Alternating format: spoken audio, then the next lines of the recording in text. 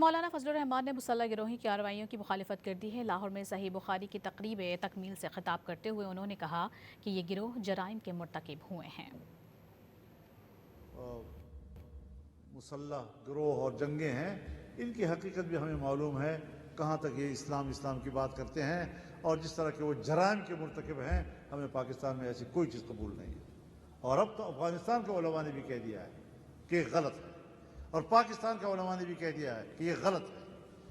تو جب افغانستان کے علماء اور پاکستان کے علماء ایک نظریے پر متفق ہیں کہ اب کوئی مسلح جنگ نہیں، تو علماء کے اجماعی رائے سے اختلاف کرنا یہ خود فسق و فجور ہے۔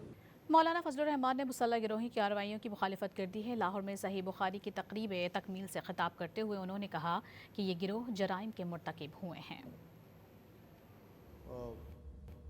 مسلح گروہ اور جنگیں ہیں، ان کی حقیقت بھی ہمیں معلوم ہے، کہاں تک یہ اسلام کی بات کرتے ہیں، اور جس طرح کے وہ جرائم کے مرتکب ہیں، ہمیں پاکستان میں ایسی کوئی چیز قبول نہیں ہے۔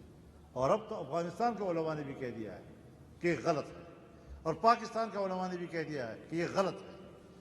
تو جب افغانستان کے علماء اور پاکستان کے علماء ایک نظریے پر متفق ہیں کہ اب کوئی مسلح جنگ نہیں، تو علماء کے اجماعی رائے سے اختلاف کرنا یہ خود فسق و فجور ہے۔